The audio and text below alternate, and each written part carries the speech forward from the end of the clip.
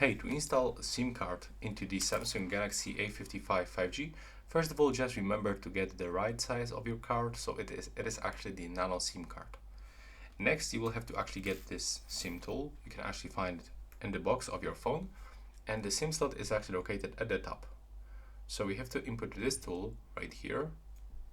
Now we have to press on it, and as you can see, it just jumps out. So we have to grab this with our fingernails, for example, and gently try to pull it out like this. As you can see, in this device we can actually find the dual SIM card slot, so we can put it here, or for example here. In my case, I'm gonna put it here in this position.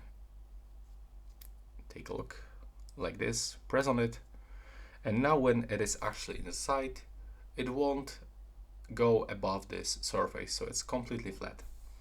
Now to put it back, put it like this, take a look.